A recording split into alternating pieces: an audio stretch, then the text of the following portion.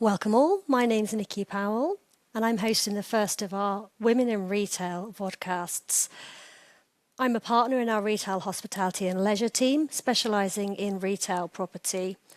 And I'm delighted to welcome with me today someone that I've grown up with and someone I really admire, Emma Lessani. She's Head of Property at New Look. Welcome, Emma.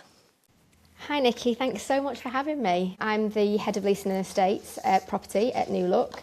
It's not been a straightforward journey into property, but and not necessarily the one I expected, but here we are. So looking forward to talking about it with you. Fantastic. Tell us a little bit about your journey, Emma, please. So started with New Look 19 years ago on the shop floor as a regional visual manager. So I've seen kind of the brand side and the real customer side of retail rather than the property side when I started. But over time, I've kind of moved sideways and been able to see different parts of the business, and all of those experiences have gradually led me into property and ultimately into my current role.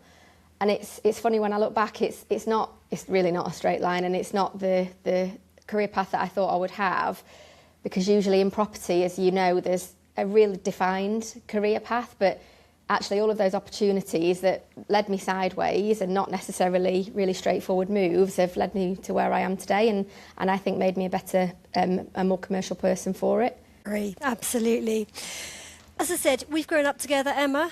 We actually became parents at about the same time. And we decided to couple that with also progressing our careers with big promotions at exactly the same time. Yep. How have you found balancing motherhood and leadership, dare I ask? So I found motherhood a massive gear shift. So I have two children, a 6-year-old and a 2-year-old.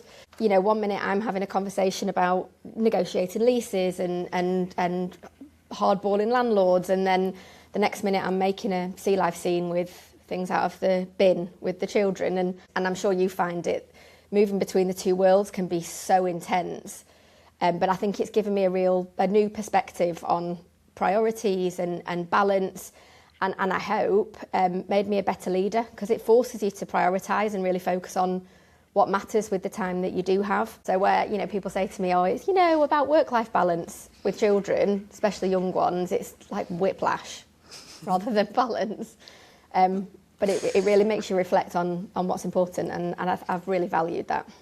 Yeah, I'd absolutely agree. And I think you have to be really strategic with your time. Yeah. And you work out where you can really add something and where perhaps there's others that work with you or around you that can really do something better. So taking a look back over your career, as sideways and backwards and forwards as it has been, what pivotal moments or decisions helped you break through into senior leadership in the retail sector? I don't think it was anything in like specifically. Every single role I've done has contributed to where I am now, and it makes me really curious about where I'll ultimately end up. And there's a song, the Baz Luhrmann song about wear sunscreen. It says about how the most interesting people at 40 don't know what they want to do, and I don't think I knew at 20, and I don't think I still know at 40, but there's definitely been people who have shaped me along the way as opposed to specific moments, I think, and I'm very grateful to all of them.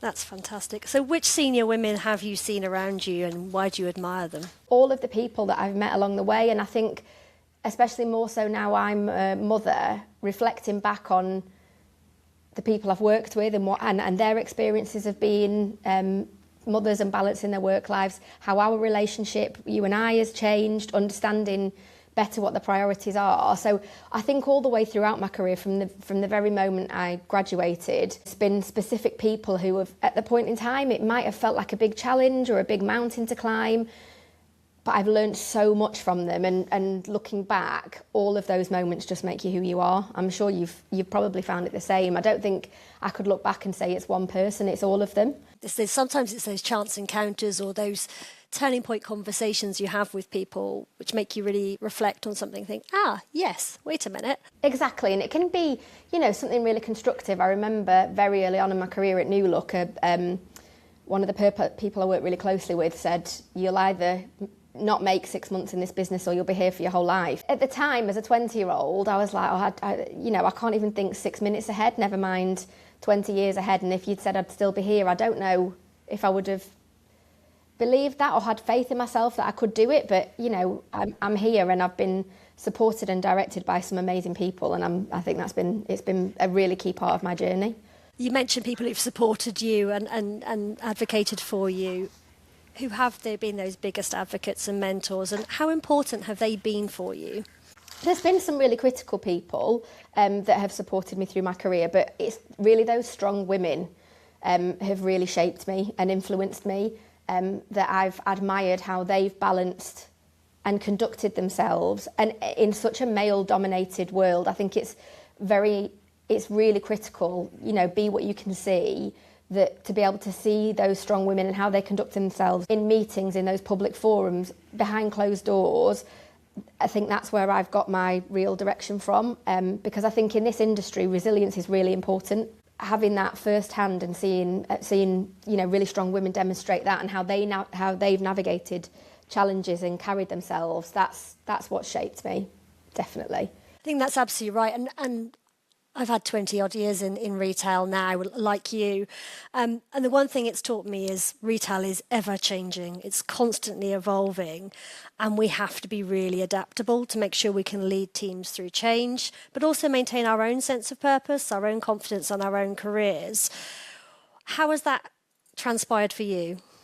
Like you say, the industry is evolving constantly, and having 2 maternity leaves back to back over COVID, I saw a huge change coming back from my first maternity leave and then again from my second one. But I think all of that has evolved where I am and how I lead my team, how I conduct myself in the industry. And as I said earlier, becoming a mother really shifted that about the priorities of being a leader. I had a director that I worked with a couple of years ago. We were in the middle of the CVA, workload was enormous. We were having kind of war room calls every evening. And he was really clear, I bath my children 5 till 6, and if it's urgent, you can contact me afterwards. And that was so refreshing to see, even in the midst of, you know, a huge strategic piece of work, it was okay to say, that is more important to me just now. And what's amazing is that that's a male director saying that, being really transparent about it's okay to prioritise things. You still get the work done. And as you and I said 5 minutes ago, I may get it done at 10 o'clock at night, but it'll get done. You've built the trust in your business that things happen, and you will make sure that things don't slip through the cracks. The faith of it doesn't matter when you've done it. You know, you'll deliver something good and it'll come when it comes. And I'm really grateful to the leadership team I work with currently, because they really have that faith in me to be able to work flexibly, to be able to work from home, be able to be at the pickups when I need to be. And for me, you know, you spend a lot of your time at work, but that's not what really matters. It's what you're doing outside of work with your family, whatever shape or form that comes in. And that's really how I try to lead my team. You know, those, you know, I need to pop to the nativity or I've got an appointment. It's being patient around all of those things. We work in property. It's important what we do, obviously, but, you know, we can wait 30 minutes, an hour to do something that really fills somebody's cup up with joy of being able to spend time outside of work. And that's what really matters to me now. And I would hope my team would say I really prioritise that for them. So I'm guessing it hasn't been a bed of roses throughout your career. What challenges have you faced, particularly as a woman in retail, and how have you navigated your way through those? I think perception has been a massive thing. So I came into property at quite a young age. I had absolutely no experience. I've been very lucky to have some really clear support and mentorship, particularly from Womble and Dickinson. Like when you guys came on board with me, I was green, I didn't know what I was doing, and through your support and direction in legal instructions, I think that person I was 20 years ago is very different. I had a horrible experience once where I'd gone into a meeting about something really important, a new store for the business, and the agent said, "So, assuming you're here to take notes?" And it was a bit of a, like, I didn't know how to respond in that moment. But actually, now, I feel like that's my superpower. Don't underestimate me. I walk into a room and I think, you'll probably find the same thing. And I know you and I have been in lease meetings where the two of us have walked in, and I think the lawyers on the other side have walked out thinking, I don't know what just happened to me. But those two knew what they were doing, and we've come out with some really great deals. So I think, underestimate me at your peril, really. And I think, if you're coming into the industry as a young person, just be really clear of what it is that you want, and don't let someone speak to you like that. Funny enough, a male colleague said something really powerful to me once. He said, come into the room, be yourself, present yourself as you are, but whatever you do, don't make the tea. Fair point. My husband would confirm that I never make the tea, so that will never be a problem for me. But it's so true. Those first, you don't get a second chance to make a first impression, and you walk into that room, they need to be clear. I'm here to do business, and be really clear with that. It's absolutely vital, and I think it was really sound. And it's not about the tea. The tea's symbolic, but it's about actually be in the room and be clear on your role in the room. Don't demote yourself, especially if you are the most senior person in the room and you're representing your client or you're representing your business. Have there been any particular programs or support that you've had within New Look during your stay there that's really helped, or you've seen has helped women progress in their roles? I think for me, the PMA has been a really important platform.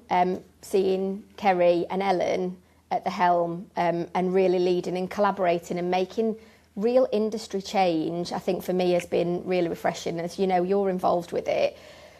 Joining those webinars and being in those conferences and seeing some really strong women stand up there and demonstrate their capabilities and their, standing within the industry, I think has been really exciting for me. And to challenge each other professionally. I've recently joined the PMA committee, and the conversations that we're having, it's so refreshing, and it's lovely to see such a strong female leadership that are taking part in that.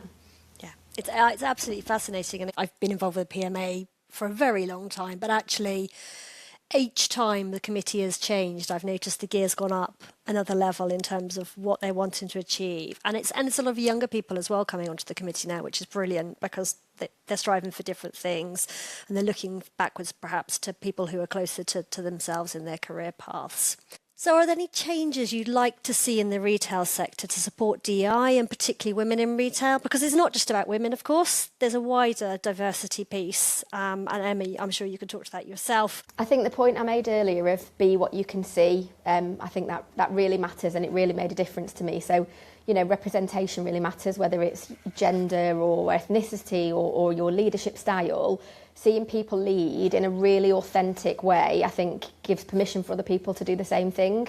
So I'm very proudly half Iranian, half English. Culturally, it shapes who I am and what I do. And I think, I really want that to shine through, that I'm proud of who I am, and it makes me, have integrity in what I do. So to sum up, is there one piece of advice, or maybe perhaps more than one piece of advice, you'd give to women who are early in their retail careers, who aspire to a long and successful career in retail?